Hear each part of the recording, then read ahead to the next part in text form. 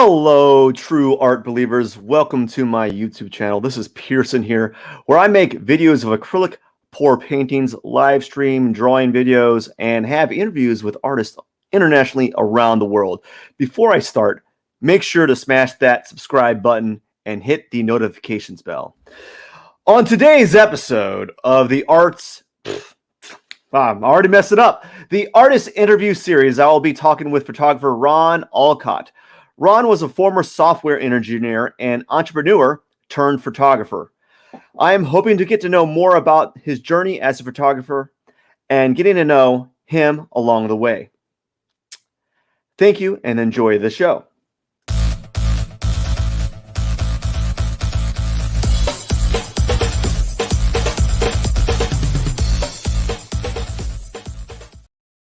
Hello. Ron, how are you doing today, sir? Oh, one second. You gotta mute yourself. You're muted. We're already having technical difficulties right at the get-go. So let's see here. Unmute mic. I can't do anything other than that. So right below where your face is at, there you go. Just a fat finger on it. Yeah, just start. This is not the best way to start the day or to start the interview.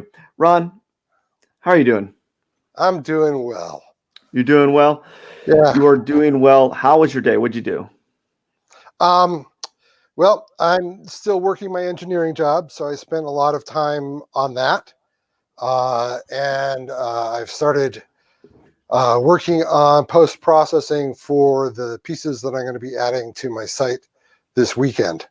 So between running big, long SQL queries and then jumping onto Lightroom and doing some post-processing, it was a pretty full day. So what's a software engineer do? Well, we do a lot of different things. What I do specifically is I'm a business intelligence data engineer. And that basically means I go out into these big, huge databases we have at my company. I find all the right information and I pull it together for people to write reports off of in such a way that it makes sense and they can't get the wrong answer. It's kind of my job to make sure they don't get the wrong answer. So, what answers are they looking for? Well, in our particular case, it's a membership organization, so we need to know how many members do we have, how many new members did we acquire today and in the last month, how much money did we make off of that, what kind of services did we provide to them, how does that tie in with our advertising? Is there some correspondence when we run ads? Do we get more members? We look at all the various parts of the company and I pull it all together into one place for people to look at. So, Ron, can you tell me your life story? Why, sure. Yeah, just give me the Cliff Notes version, or you can go as long. You said you could. It's a bit of a life, but well, I grew up in upstate New York, about 40 miles west of Albany, New York, out in the northern foothills of the Catskills. Lived there from the time I was in second grade until I graduated high school. Used to do things like 4-H and AV club and band and drama and all those artistic things were available to me there. In 4-H, I actually did teach a photography class. I went out and learned the information they needed for a photography certification, and I actually taught the photography class at the ripe old age of 16 or something. From there, I went to college. I started out as a computer science major. I drifted into drama, I dropped out. I came back having decided suffering for art was one thing and eating was something else altogether.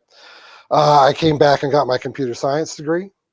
And from there, I've been uh, working in computer science, software engineering, Southern Maryland, Cleveland, Ohio, Los Angeles, Phoenix, Honolulu, and now back here in Northern California, in the East Bay area. So I've been doing that for a lot of years. I sort of had put aside photography for a long time, except, you go on vacation. We used to buy those disposable cameras. Yeah, we'd get like a dozen of those and go on vacation. Yeah. But in the past couple of years, I have gotten back into photography and studying it and being a student of photography. And at the encouragement of some friends, actually putting my photography out there for people to see. My impetus was I was going in the fall of 2019. I was going to Europe for 3.5 weeks. And I said, it's taken me 63 years to get here. Just in case it takes another 63 years to get back, I probably want to be able to take some pretty good pictures. Mm-hmm. Okay, so I got a fair to middling, what's called a bridge camera. Doesn't have interchangeable lenses, but it did have zoom, and you could put it in aperture mode and all that good stuff. And I actually went and took photography lessons some of the time that I was in Europe. So since then, I've been studying and learning, have upgraded now to a mirrorless camera. And so that's what I do. I balance my engineering day job. I'm very fortunate right now in that world that I am working from home during the pandemic. So I'm set up in my office in the other room there. I've got work computer and I've got my photography computer. And I just swivel back and forth between the two of them. So, and I was married for 32 years, divorced, recently lost her to COVID. That sort of sums up my personal life. It's like you're married to the same person for 32 years. It kind of shortens up your personal life story a lot. Oh, yeah. So that's who I am. That's how I got here. So. I'm sorry to hear for your loss. Yeah, it was hard. It would have been harder had we not been uncoupling for the past 6 years or so, but it was hard. Yeah. So what kind of photographer are you? Like, how would you, well, if you were to put a label on you, what kind of photographer would you be? I have a hard time labeling myself. I think of myself primarily as a landscape photographer. Mm-hmm. Mostly because I don't like dealing with people. That's part of why I work with computers. I've heard that answer before from a lot of people. I'm not a people person. I just deal with these computers.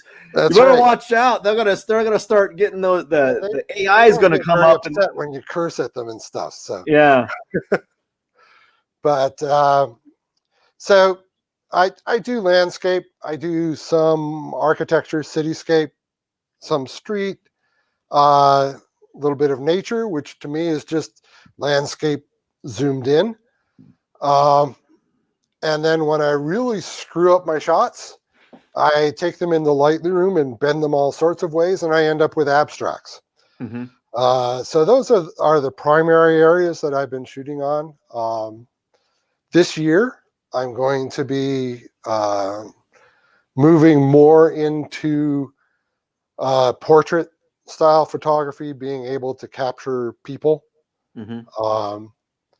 I have found as I look at more and more photos that the ones that I find the most interesting have a person in there somewhere Yeah. interacting.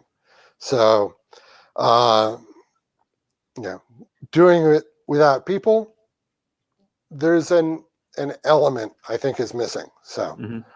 that's one of the areas that I am headed this year. So Oh, very to cool. try to pick up some portrait work. Ron, are you a volume photographer or a minimalist when it comes to photography? So, like, do you take a ton of photos or do you take very little photos? Well, because I am learning, I am somewhere in between. Uh, I've been on photography groups and seen people talk about, well, if you go out for the day, you need 2 memory cards, because one card only holds about 1,600 images, and you're going to shoot more than that. I'm like, What? you're going to do what? Am I making a video? I think the most I've ever shot one day shooting was around 800. Mm-hmm. And I was experimenting with continuous burst shooting, Mm-hmm. trying to capture some waves at the ocean. Yeah. Other than that, uh, there was one day I went special trip in December. Niles Canyon Railway, which is a historic railway here in the East Bay of San Francisco. They can't do, of course, all the usual tourist stuff. But what they did was they put on a special photographers only. It was a fundraiser, so it cost a couple $100. But there were about 50 of us, and we were on one train, and we would go somewhere a little bit down the track, and we'd all pile off and stand by the side of the tracks, and then they'd come up through with this steam train. And I spent from 9 o'clock in the morning until 4 o'clock in the afternoon shooting pictures of a steam train. And that day, I shot 575 individual shots. Now, does that mean I've got 575 pictures to work with? It does. No, What? no, no. That's going to wind up being maybe 30 or 40 shots Yeah, I total get when that I a lot. finish working them. Because sometimes, you get the timing wrong, or you don't have your camera set the way you thought you had it set, Mm-hmm. or you miss the focus, or you miss the moment. So everybody sees these great photographs that like National Geographic Yeah. photographers put out there. It's like, no, those are the guys that are out there shooting 1,600 shots. I took a course. Can't think of the guy's name, but it was a master class on the guy who does all the climbing shots for National Mm-hmm. Geographic. Okay, and he talks about doing an article that will have maybe 10 shots in it, and he'll take 1,200 shots. He'll submit the 200 best shots from that to the editor, and then the editor will throw out and get down to probably about 80 shots that then they go in and negotiate and get down to 10. And that's sort of the ratio if you really want to get to fine art photography. If you want to do something that moves people, more than, the picture that they took from the airplane of clouds. Pet peeve. But What's a pet peeve? people shooting out airplane windows at clouds. And Why is it a usually pet get a peeve? piece of the wing in. It's like they're clouds. You Okay. you don't like airplanes and sky views? No, those don't do a lot of anything for me. So Th- is that like a huge pet peeve? What's another photo? Like, no, actually, answer that question and then answer this question after that. What's another photography pet peeve that you have? well, um, it that one's not much of a pet peeve. Um, I have a couple of pet peeves. I participate in a website that runs what they call contests, called Guru Shots, GURUSHOTS.com. Great place to go and look at thousands and thousands and thousands of pictures.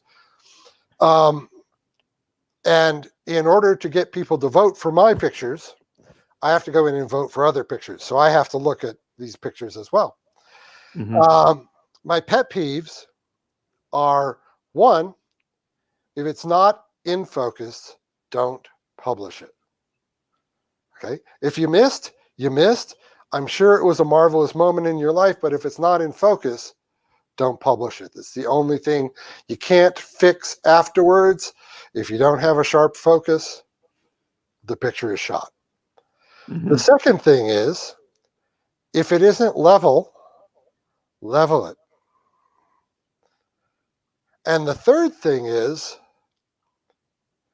putting your picture at an angle does not make it more interesting. So you like tilt it That on seems to side. be a trend that I have seen over and over again. Anywhere from a 30 to a 45-degree angle, people publishing these shots. I'm like, if it's a good shot, it'll literally stand up. Okay. There's no need to make it interesting by trying to tilt the landscape. Mm-hmm. So some people find that artistic. Mm-hmm. Okay, fine. I don't see that it adds any interest myself. And then a little peeve, and I have a friend that I go back and forth with this on. I don't believe that you should call a photo composite photography. It's art, and there's some really pretty stuff out there, and there's some really bizarre stuff, but that's true in any form of art. Mm-hmm. I just don't believe that if you completely remove an element, or if you add an element in that wasn't there, or this is a big thing in photography right now, or you replace the sky. It's like, the sky is the sky. I'm sorry, it didn't look the way you wanted to that day, but at that point, to me, it stops becoming photography and starts to become a photo composition, and should Okay. be called such. So So that's what a composite is basically like doing a Photoshop manipulation yeah, of an image. going into Photoshop, taking parts of more than one image and putting them together. What to use the threshold of when it becomes a composite and when is it still regarded a photograph? Um,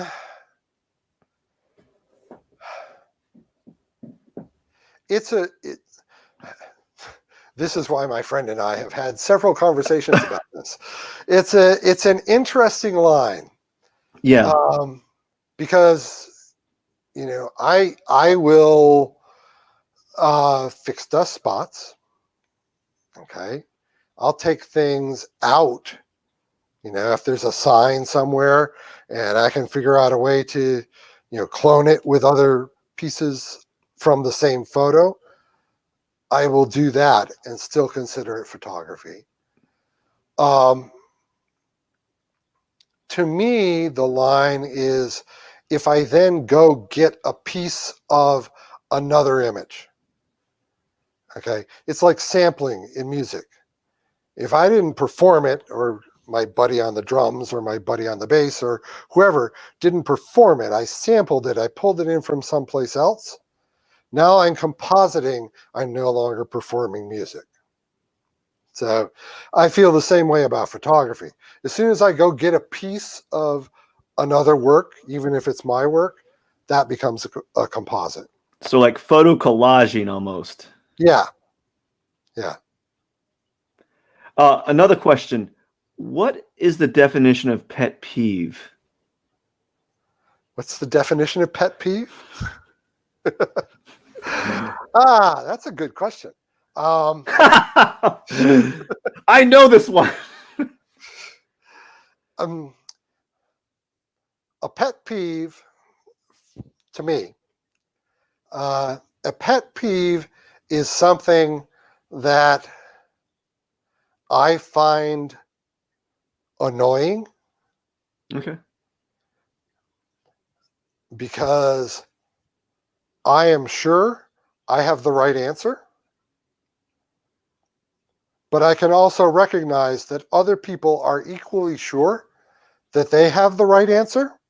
Mm-hmm. So it can't be something that strikes to my core. Mm-hmm. Okay, then them's fighting words. Okay, Yeah.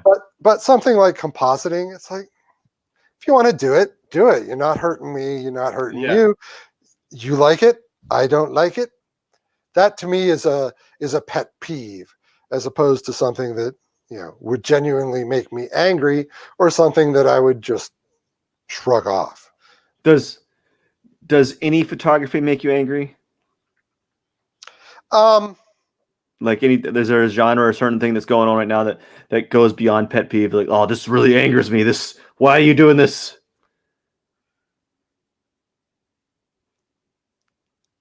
Well, the first thing to understand about me, I'm not a very angry guy. Okay, so nothing. Okay? Okay. I am well aware of my lines. Okay. Okay. And that, I don't think I have seen anything in photography that makes me angry. Okay. About the photography. Okay.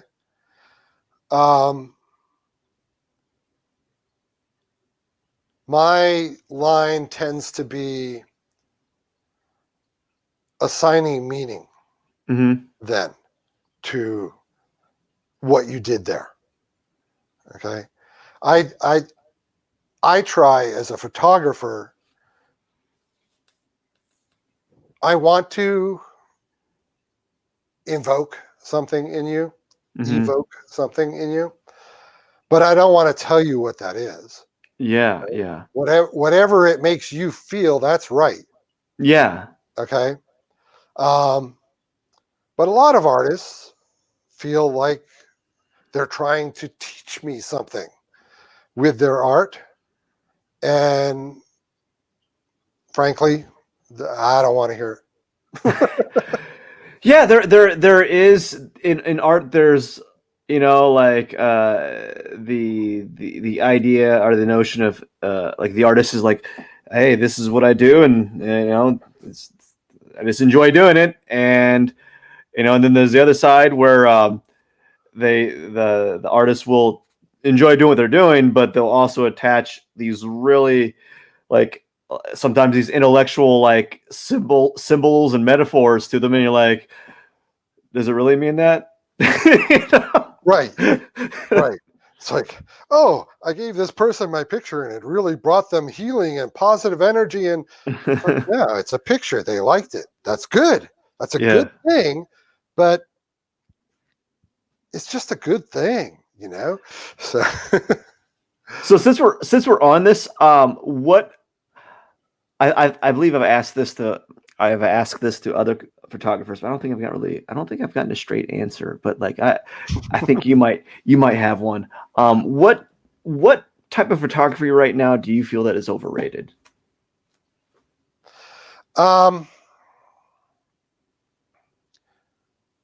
Right now, I think I definitely think that selfies are overrated. Okay. That's another pet peeve is going somewhere trying to take pictures, people stepping in front of you. It's like, I'm sorry, but Half Dome in Yosemite is pretty freaking impressive. And it does not get more impressive because you're standing there with a stick trying to take your own picture in front of you. They got those long sticks. Also, being out in nature and stuff, I see people take what I consider a lot of unnecessary risks trying to get selfies. Oh yeah. I think, um, that me attitude of presentation makes people take risks that are beyond, I think, what's actually safe for them. Has that like what's an example of that? Have they gone Well, over a ledge or something? yeah, standing out, climbing over the barrier to go out on the edge of a ledge. Um, I use Yosemite as an example. Um, yeah, they've gone over the barrier, they've gone out of bounds, and they're standing out on the very, very, very tippy toe end of a ledge. Uh-huh. And I know in Yosemite that there are 5 people a year who fall to their death doing that. So to me, that's an unnecessary risk. Have you seen some of those videos where like you have these extreme like climbers record themselves climbing up buildings? Or like it's hard to describe. It was like a video of this person climbing up the side of a building that had a steep like decline or incline, Right. but which allowed them to climb up, and you could see them, and they're pulling out the stick and they're doing this, right? Right. While they're like, dude, if you fall, you fall. Pay attention to where you are. There was a video of this world renowned like building climber, and his last post was on Instagram, and it was him right at top of the building, and for some odd reason, his hands gave out, or he tried to do a kick up. Nope, Uh-huh. it just went down. It was almost surreal. Oh I was man. like, did Yeah. that just happen? You didn't see him fall, but you saw the start of it, right? You saw him Right. drop, Right. you know, Some reason. and like it was a thing for a while, That was Yeah. like, No. So now, admittedly, I'm 65 years old, so I am not as adventuresome as many other photographers, and I have a deathly fear of heights. So you would never have found me even within 10 feet of the edge of the cliff. So, yeah. but I'm sorry. What was the question?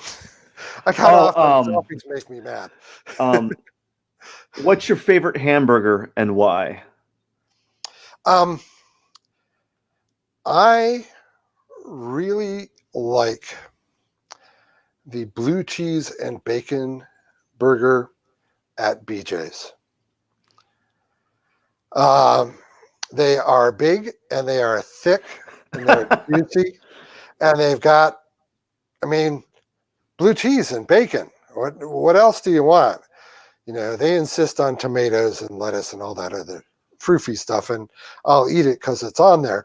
But Not because I like it. This is theirs. it's just there. I here's a strange tale that you get when you talk to old guys.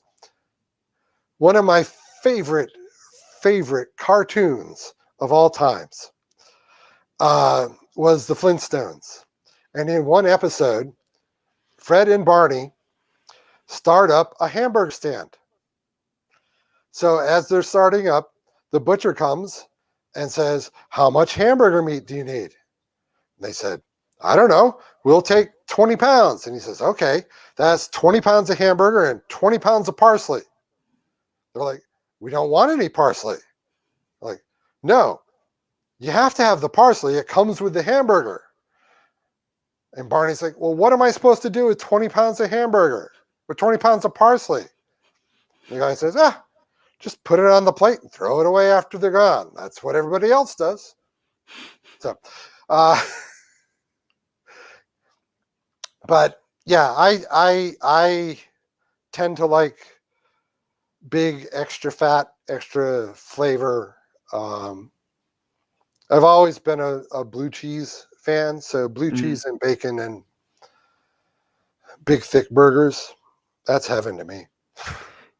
You ever see that? You ever see any of the show Parks and Rec? Yes.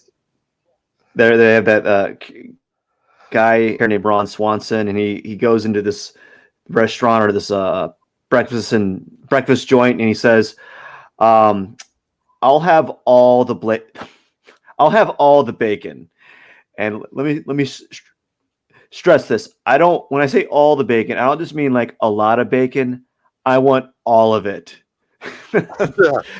It's like just give me all the bacon that you have and put it on the Put it table, here in front of me. and I'll eat the bacon. Don't give me like two extra portions of bacon. Give me all the bacon. So yeah, that's a good burger. Let's backtrack a little bit. Did you have any influences or like any art influence as a kid? Like, what did you do as a kid, art related? Not a lot in the way of fine art, but my mom was very, very big on crafts.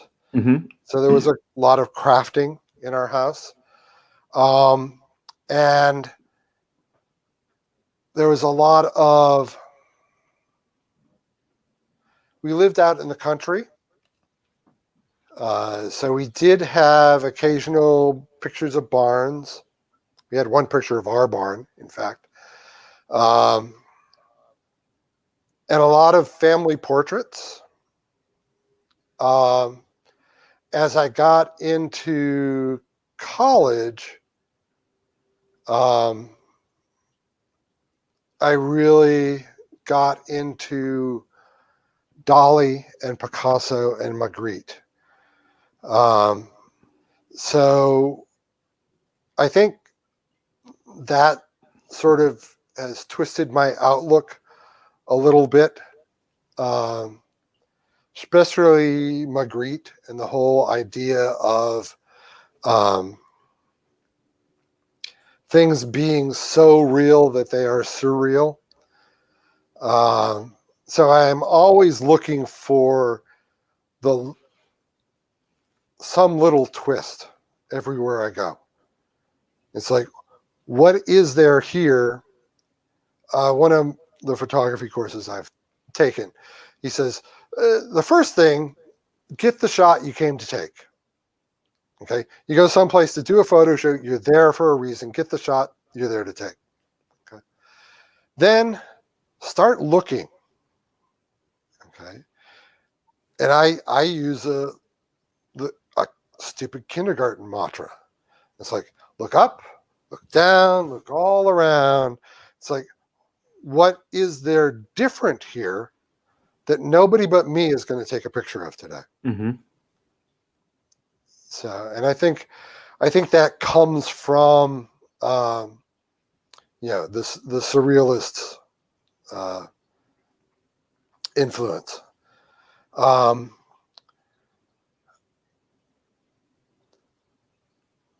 you know, my artistic influences have always tended to be more musical. Of course, growing up in the 70s, there were some great artistic album covers.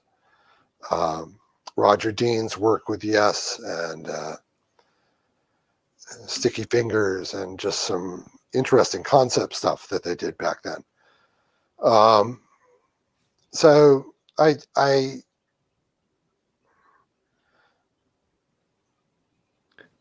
Do you ever that's it.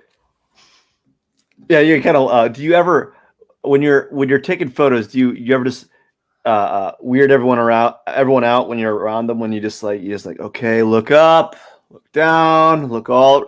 Do you say that in front of everyone, or you just do it silently? No, I've been known to say that in front of people, and they look at Yes. me weird. Yes. People look at me weird. They're like, What's what are you what's he doing? doing? It's like, I'm getting the picture that you're not getting. So That is great. That made my day. I think I might use that actually. I might use that for my class. What does a typical day look like for you, Ron? I'm sorry, say again. What does a typical day look like to you? Like, what is it? What's an average day? Well, um, Try to include some photography in there. I usually get up fairly early in the morning. I recently have gone from 5:30 to 6:30 because I've dropped one of the billions of things that I was working on. So I'm up at 6:30, particularly working at home. That just means trundling off to the other room. Um, I spend an hour or two. I call it working on my photography business. I may be doing post processing. I may be posting on Facebook. I may be simply catching up with emails. Um, but I spend a couple of hours at least every morning just getting through the frou-frou of having uh, a business. Um, and then usually about that time, I have to at least be heard on my work computer. But fortunately, that's right next to me. Um, so a lot of the rest of the day will be spent either looking at other photography, listening to online courses. I take a lot of online photography courses, um, and or working in Lightroom on my stuff, figuring out. I do a show every other Sunday morning at 8:30 Pacific time called Sunday Morning Live with Ron. Um, and I'll show the new pictures that are going up on my website, but I also try to do a photography lesson. So that means I have to learn a photography lesson in order to teach a photography lesson, which is, both of my parents are teachers. So that's how I was taught to learn things. It's like, learn it to a point where you can teach it. Once you can Mhm. explain it to somebody else, you understand it. So, so this week, next couple of days in particular, I'm going to be figuring out what the next module is going to be in my lessons for Sunday Morning Live with Ron. I just finished up going through taking sharp photos. And I think I'm going to start to explore, since it's what I'm learning now, start to explore portrait photography and what it Mhm. means. So Um, so, during the day, whenever I'm not in a meeting, uh, as I said, I work with big computer databases, so I'm very fortunate that there are a lot of times during the day when I can just kick something off and know that I have 20, 30 minutes before it gives me an answer. So that's when I will jump over, work on my photography again. Then I will go out weekends. Most weekends, I try to get somewhere. Of course, now a lot of those somewheres are very local. But I'm fortunate being in the San Francisco Bay Area that very local. There's a lot of really amazing stuff. So I'll try to get out at least once. I try to get a sunrise or a sunset somewhere during the weekend. I don't always succeed. Um, I also have a friend that I am seeing, so she doesn't live near me, so I try to see her on the weekends too, when we can. Right now, things are so bad here in the Bay Area. We're just playing it safe. So I tend to mix it up. Maybe I'll cook chili or lasagna, or I love to cook. I don't like cleaning up the kitchen now. Cooking tends to be very far between because I have cleaning people come every 2 weeks. So, I'll wait until just before they come, and then I'll mess the whole kitchen up. I bake bread. That's another thing that takes up time. That's a very busy typical day, Ron. You went everywhere. Yeah, I usually am going from 6:30 in the morning until 8 o'clock at night that I finally step out of the office. Have you thought about your next class, your next video? You should your next video have your little tutorial should be how to give great selfies while climbing over ledges of dangerous spots. Not. It's like, so you give lessons. I was curious to hear. I was actually really intrigued by your talk about your statements about self-educating, right? Because I find it. I think there's this I hear like a ringing. There's this, like, what would you call it? Disconnect where we think that people think that like education ends at college, right? And I think a lot of artists, their education is just beginning. They're constantly having to study and research and do new things. And with photography, the hardware the hardware, which is the camera, they're always changing things up, and so how many courses are you taking, and what techniques are you learning currently? Well, right now, I'm taking a course on portraiture, which includes a lot about lighting and posing and things that I haven't, I never got to pose a tree before. So that's all new and different for me. I also go back and look a lot at some of the basic technique training that I have. Just, drilling in my head the whole uh, exposure triangle. It's Hmm. like, okay, because I'll see a picture that I like, Yeah.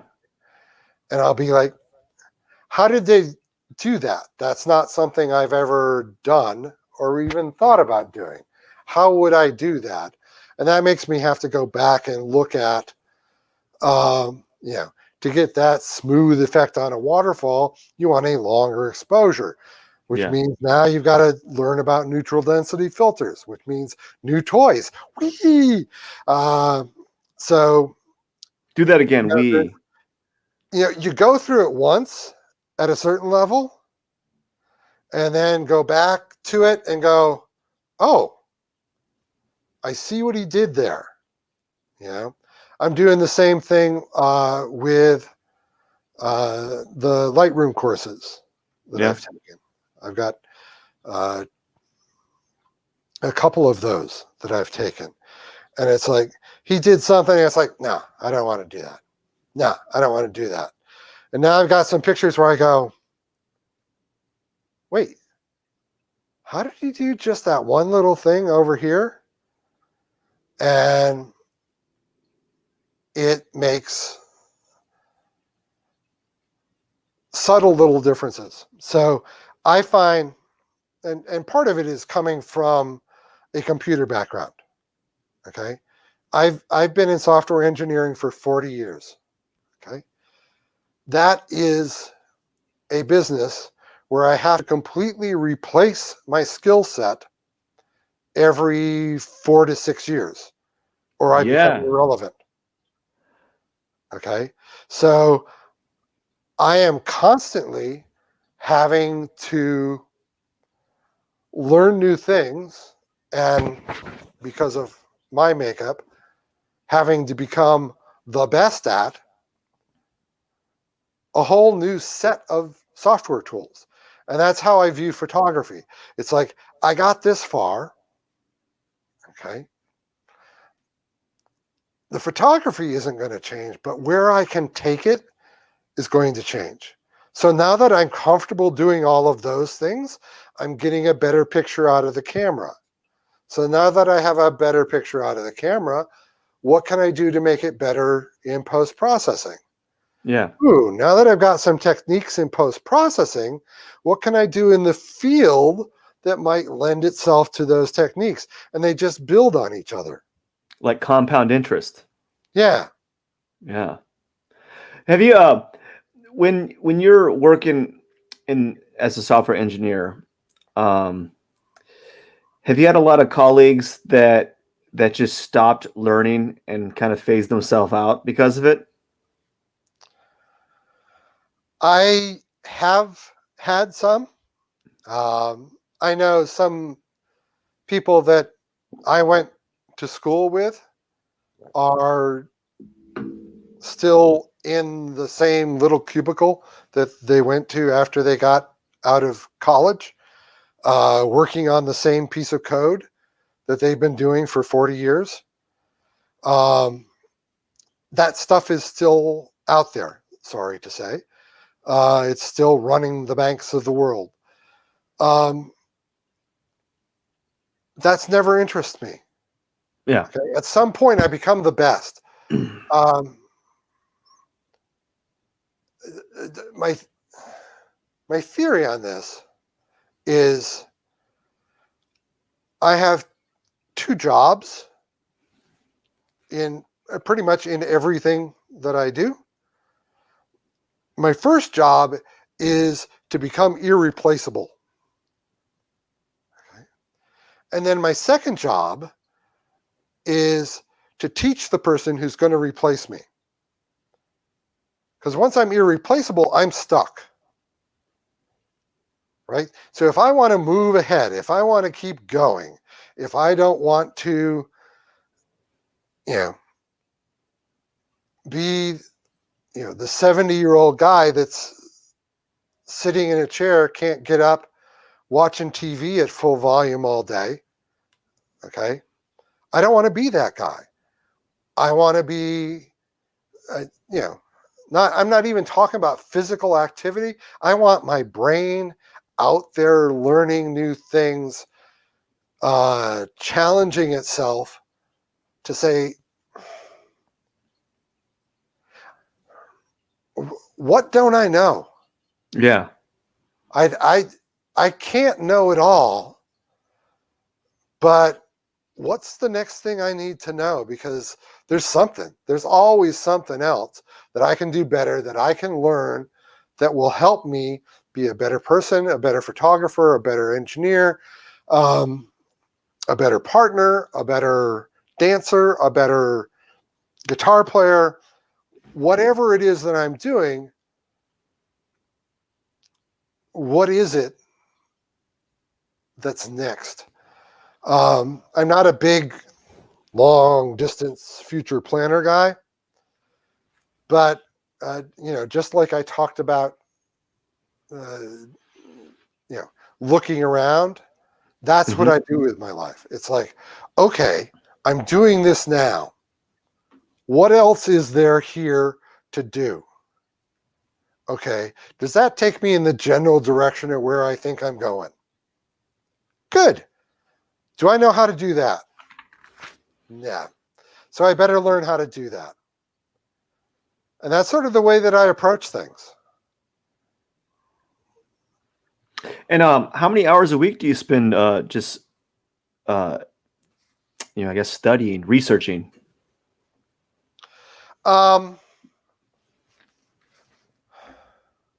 I spend probably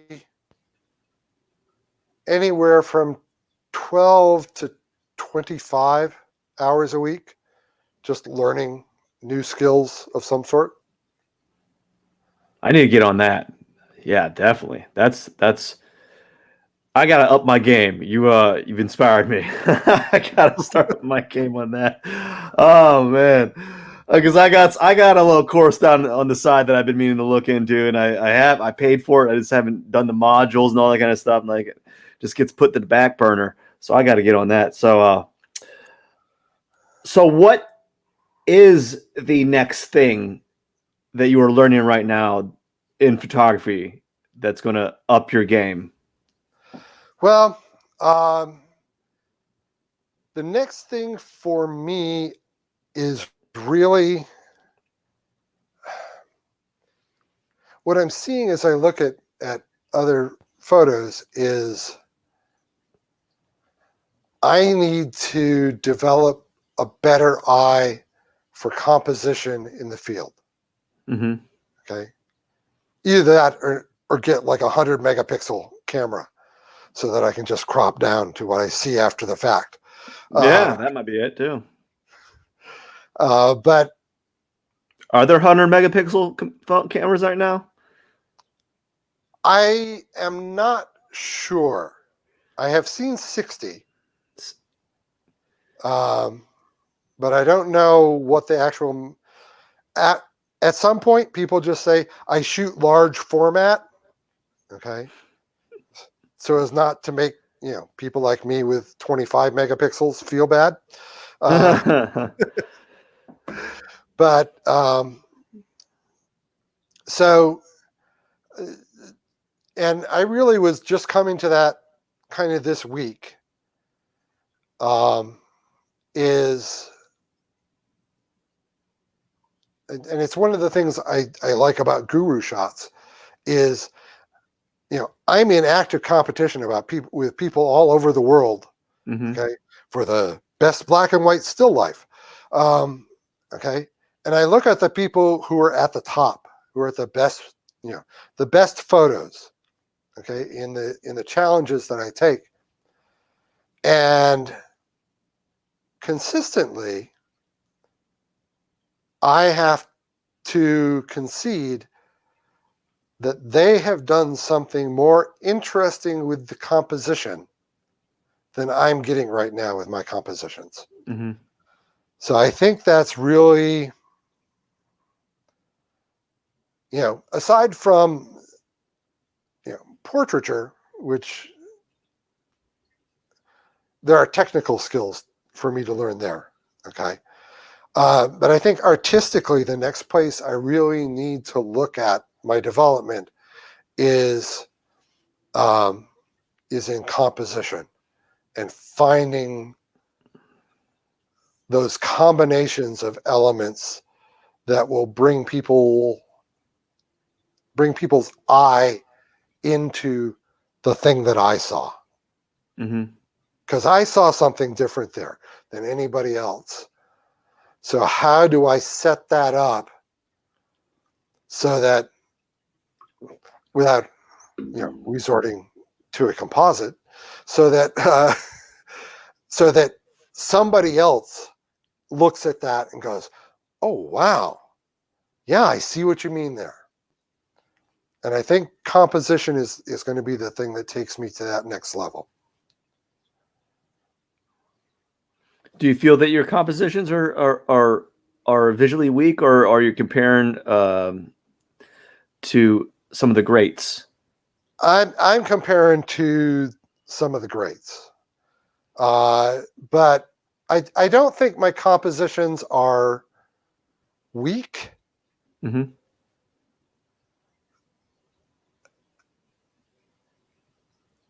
So much as they need cleaning up Okay. or compounding. I'll see a leading line, okay, or an S curve, and I'll get the S curve, okay, and then I'll look at somebody else's photo, and they will have gotten the S curve and a little bit of framing on the side and a reflection. Mm-hmm. So they're like compounding compositional techniques. What And if they're composites? my brain isn't there seeing those yet. So you kind of started into that. How do you typically go about your photography? Like, how do you start one? How do you start some work? Well,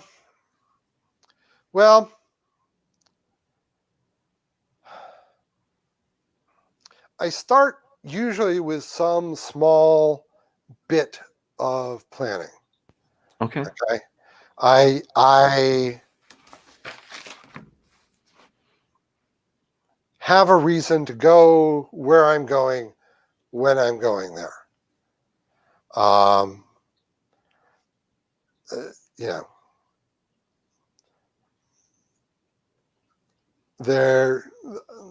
there's a software program called Photographer's Ephemeris, okay, that will help you. The way it's been taught to me is it will help you decide what day to be somewhere. The way that I use it is, okay, here's the date that I'm at. Okay, here's Saturday is going to be a nice day. Where do I want to be near me when the sun rises on Saturday? Mm-hmm. Okay. Um, so, I went this summer. I went down to Santa Cruz for sunrise one morning while the fires were all burning, and got some beautiful, beautiful, beautiful crimson sunrise shots of the sun coming up over the Santa Cruz Mountains across Monterey Bay from where I was. So I'll start with some sort of planning. Okay. I'll know why I'm going somewhere, when approximately I want to be there.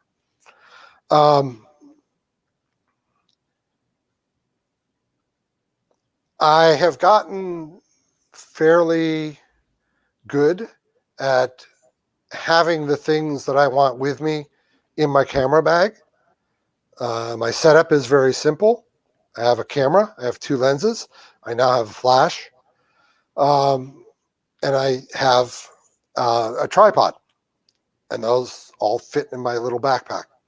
So I make sure everything's there, everything's charged up. And I go to where I'm going. And then once I'm there, I start looking for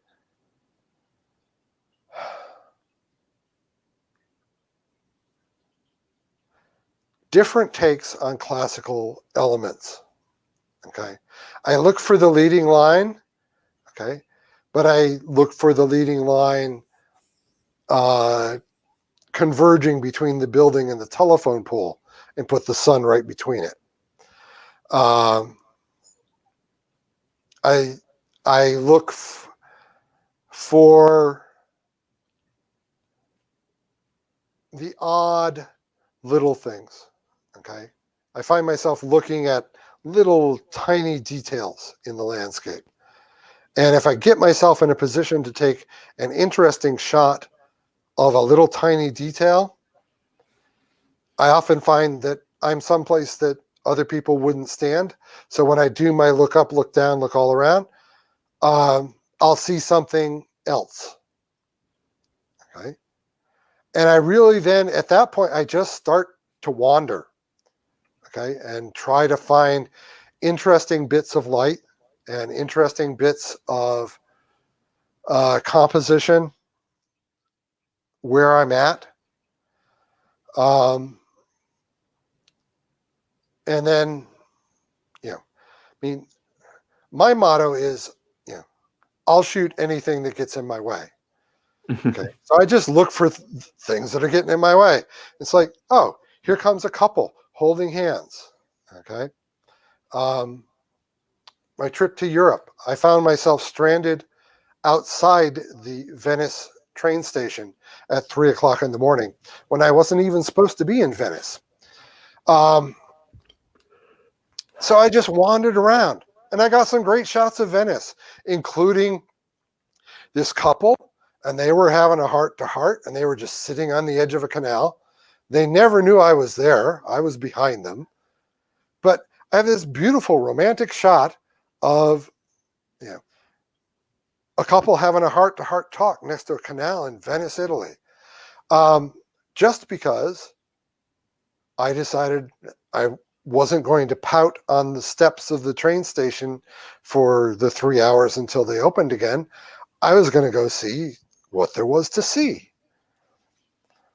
The other thing that I find for me is very important and helps me a lot is it's easy for me to get caught up in taking pictures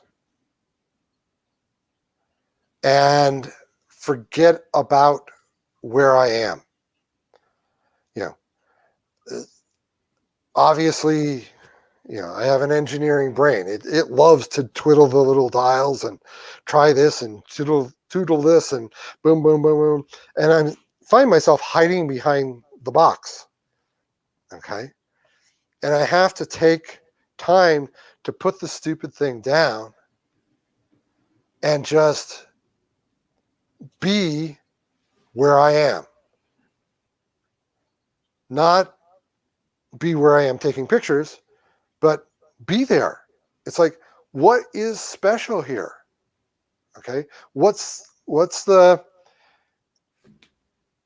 and here's the spot where I get hypocritical and get spacey. What's the vibe? Okay. What's the spot telling me? What's the spot saying to me? Now, I'm not going to try to tell you what the spot was saying to me, but I need to spend time just sort of soaking it up, saying, what's here? What's here? Where's the energy? What am I missing? Okay. And that will oftentimes lead me off in strange directions. So.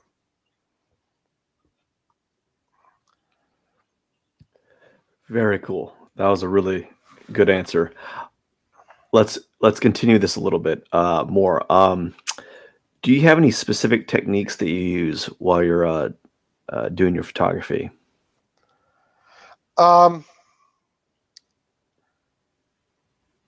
it is continually evolving. Um,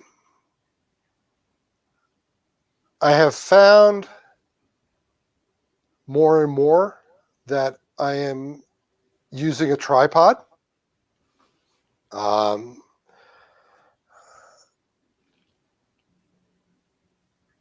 I have found more and more that I can trust myself to do manual focus. Okay. Um,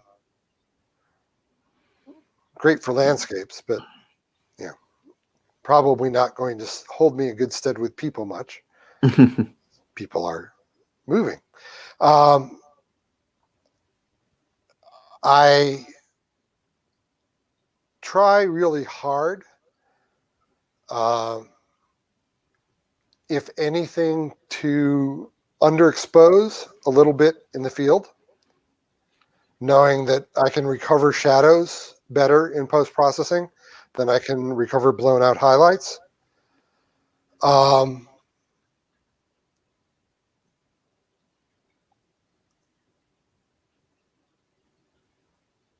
and I try to look for those classic compositional elements. Yeah. I try to work with the rule of thirds. Okay. Sometimes that doesn't feel right, and even though my camera doesn't support it, I'll go to the golden ratio, which is a little bit tighter into the center. Yeah.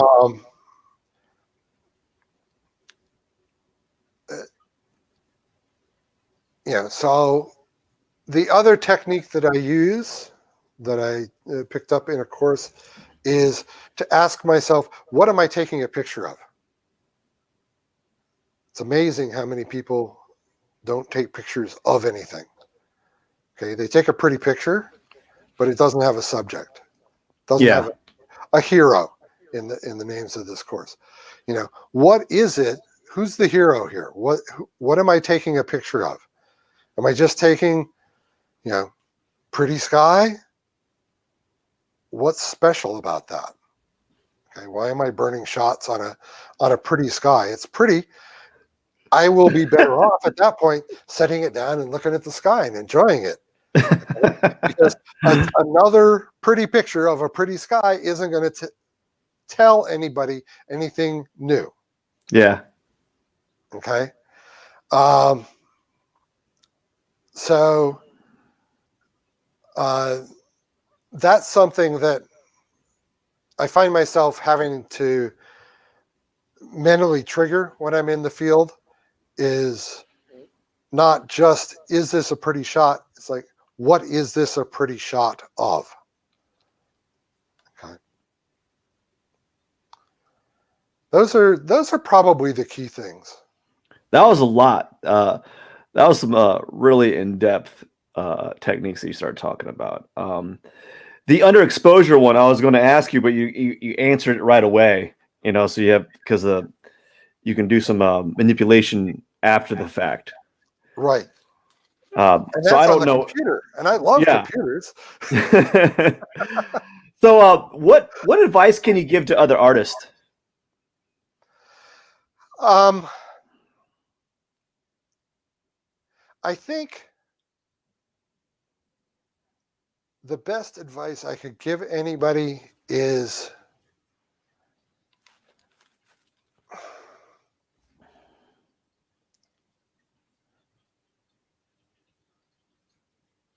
somewhat contradictory. The first is, go with your own vision. Okay? If you see something differently than other people, trust that. Okay? Trust that impulse to do something that isn't by the books. Yeah. Okay?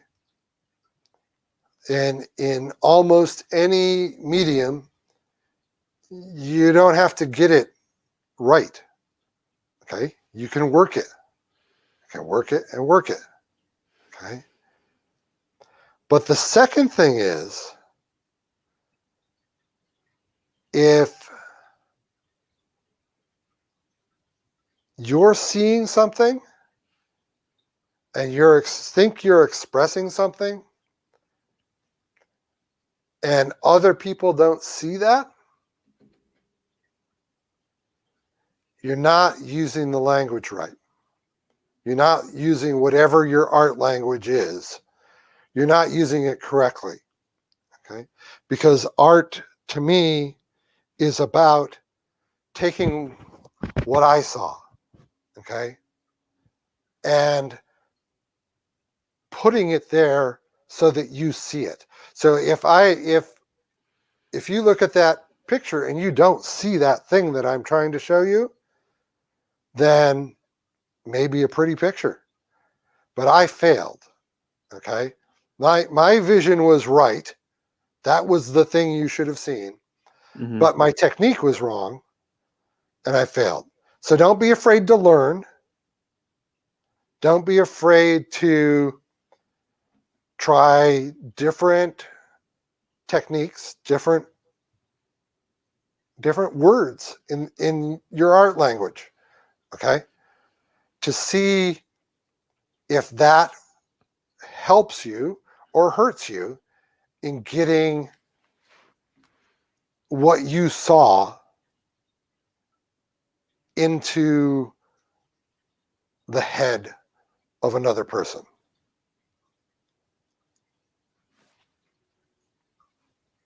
Very good. Thank you. What would be your dream project? Um,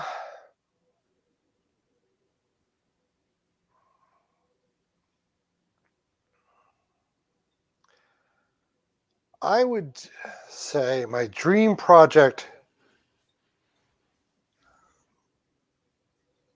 would be to capture every single spire and steeple in the city of Prague. Oh yeah? Yeah. Are you working towards that? A little bit. A little bit? I took a lot of them when I was there in 2019. I already in my head. When I went that fall, I was at a conference in Prague, so I was there the most.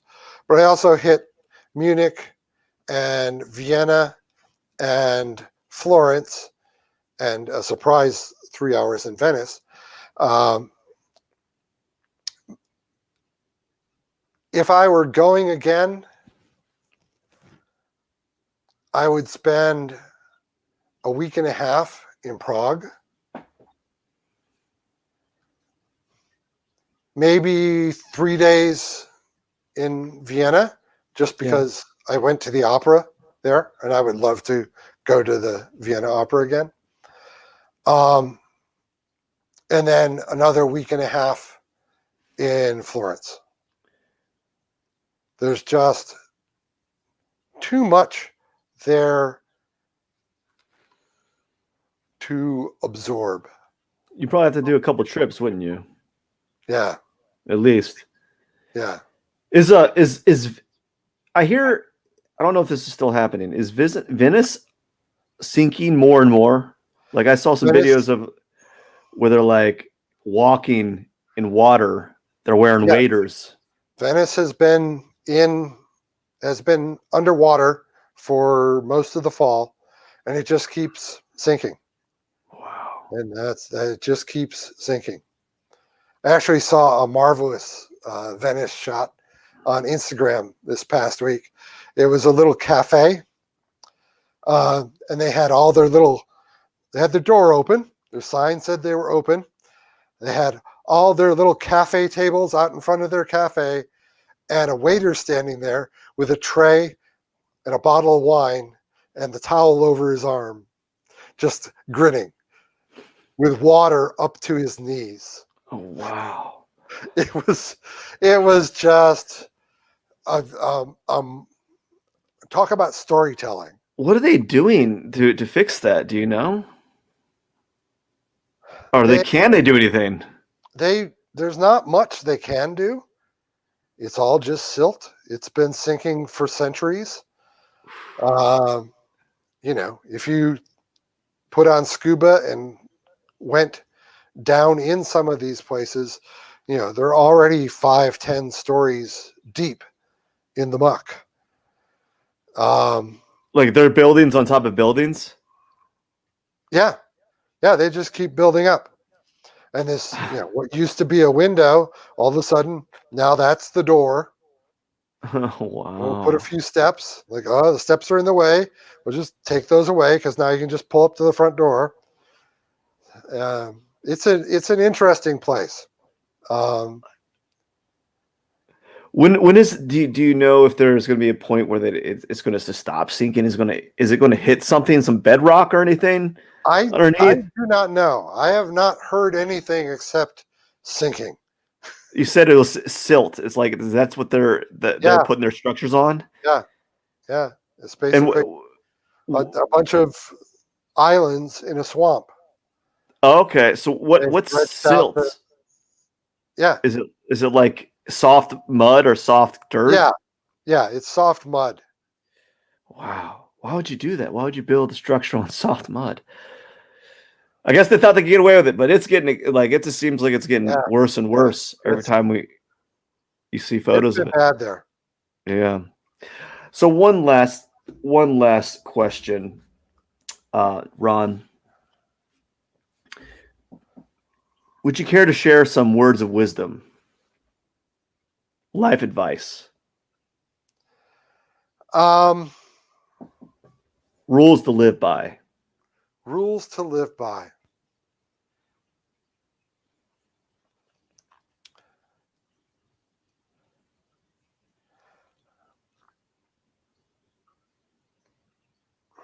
Go to BJ's, get yourself Go to BJ's. Get yourself. get yourself You'll what was feel it? much better. What burger was that? The blue cheese and bacon burger. Um, There you go. You won't worry. That's your life advice. but seriously, I would say be true to who you are. Okay, don't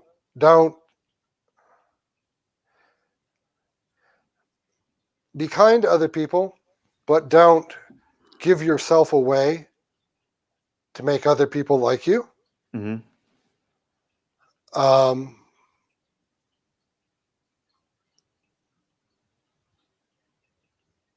and I always close most of the times that I'm live with a simple saying, which is you be good to yourself, be kind to other people, and become the person that you would like to meet. Oh, that's a good one. Yeah. And that's what I try to live by. Thank you for sharing. Ron, where can we find you? Where can people find you on the interwebs? Well, I have a website. It is ronalcottphotography.com. Okay, so it's my name with photography at the end. Very easy to find. On Facebook, it is also Ron Olcott Photography. And on Instagram, it is Ron Olcott Photography. On YouTube, you're going to have to search for Ron Olcott Photography because I only have one follower so far, and that's me. So if you want to follow me on YouTube, that would be nice because someday I would like to have my own name on YouTube, but that's not there yet. So Yeah, you have to have 100 followers in order to get you your have to have name. 100 followers to Yeah, get your and name. I hear that is really hard to do. Like to get 100, your first 100 followers apparently is one of the hardest things to do on YouTube. I Yeah. always hear that. Um, so everyone that's watching, future people that watch this video, check out Ron Alcott's work. Follow him on YouTube. Ron, thank you so much for Thank taking you. time out of your It was day fun. and talking to me about your work and talking to me about life and imparting some wisdom to the world. I really do appreciate it. I was glad to do it. It was fun. I enjoyed it. All right, thank you. And for those that are watching, don't forget to subscribe and help me get up to 100 followers as well. That'd be Yeah. great. Yeah. Yeah, Father, you get him and me and yeah, yes. thank you so much for watching. Really appreciate you. Me and Ron appreciate you, and we wish you a wonderful day. Everyone, Pierson out.